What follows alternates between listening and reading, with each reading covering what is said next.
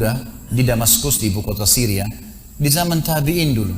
Pernah datang ke sebuah masjid namanya Masjid At-Taubah. Masjid At-Taubah ini zaman tabi'in ada. Ada seorang tabi'in masyhur di situ, tinggal jadi imam juga jadi alim, mengajar tiap hari. Anak muda ini datang lalu berkata, wahai imam kalau kita kiai, wahai imam, saya datang dari luar Damaskus, ya, miskin, tidak punya apa-apa, tapi saya mau belajar agama.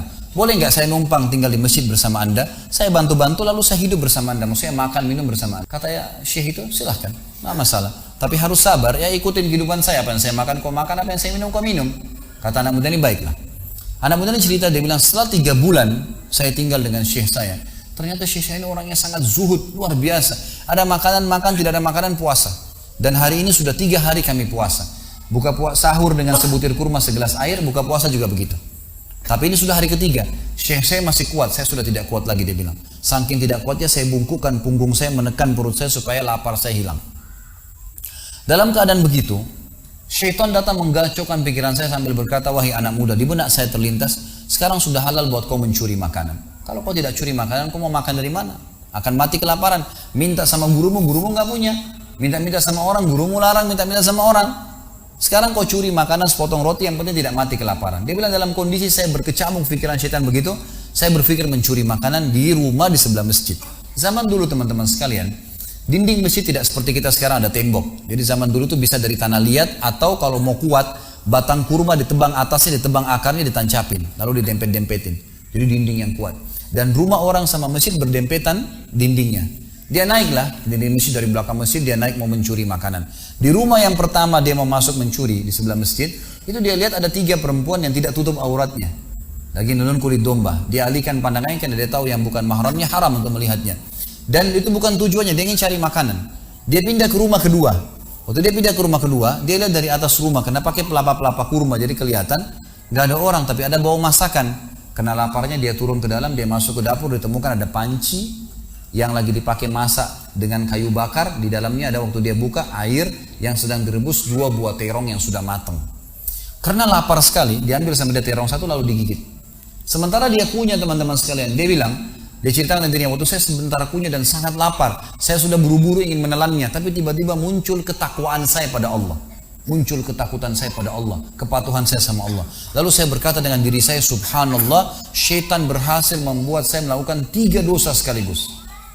Yang pertama, masuk rumah orang tanpa izin, dosa.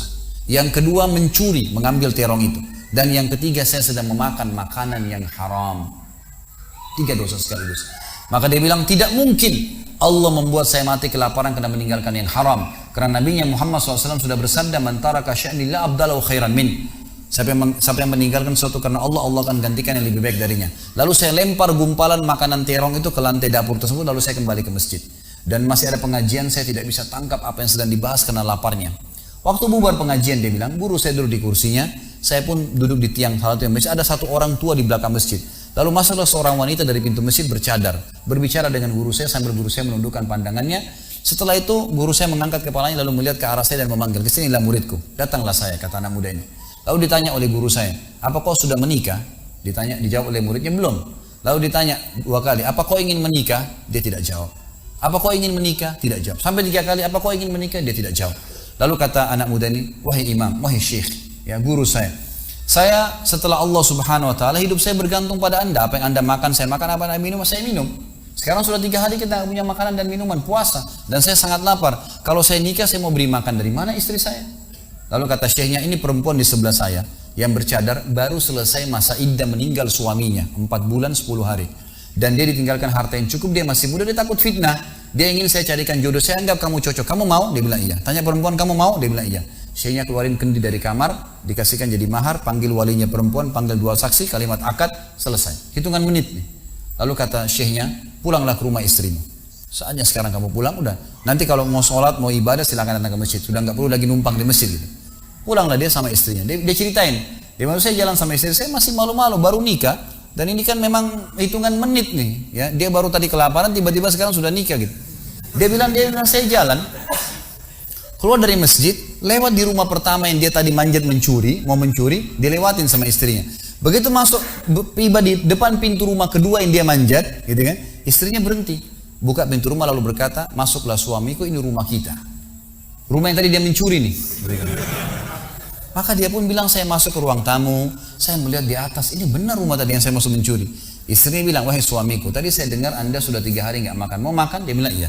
Istrinya masuk ke dapur, ditemukan apa? Panci terbuka, terong yang sudah digigit. Ini kisah nyatanya. Tiba-tiba perempuan ini bilang, siapa yang makan terong saya? Spontan, teriak gitu kan. Pada saat dia teriak, maka si laki-laki ini mengucapkan kalimat begini. Ini dari saksi bahasan kita. Dia mengatakan, kesinilah istriku. Demi Allah begini ceritanya. Kronologisnya saya manjat, saya turun, saya lapar, saya makan. Dan demi Allah sebelum saya telan, karena saya takut sama Allah, saya lempar ke dapur, ke lantai dapurmu dan belum kering tuh. Gitu kan. Maka perempuan ini mengucapkan kalimat, saya berharap semua muslimah di belakang sana juga punya iman seperti ini. Kata para ulama, ucapan wanita ini perlu diukir dengan ukiran emas, karena menandakan iman yang luar biasa. Kata dia, wahai suamiku, engkau meninggalkan segumpal makanan haram. Allah jadikan makanan itu, pancinya, rumahnya, pemilik rumahnya jadi milikmu sekarang. Allah bukan hanya hilangkan laparnya, makanannya dikasih, pancinya, rumahnya, pemilik rumahnya sekarang jadi milik dia. Orang yang bertakwa kepada Allah diberikan jalan keluar, teman-teman sekalian. Jadi bertakwalah sama Allah, hanya patuh dan tunduk kepadanya. Semua yang baik di mata Allah, semua yang buruk juga di mata Allah SWT. Dan jangan pedulikan urusan dunia ini, jalankan sesuai dengan apa yang Allah SWT inginkan. Allahu a'lam. Mungkin sampai sini dulu. وَاللَّيْلُ دَجَى مِنْ فَرَاتِهِ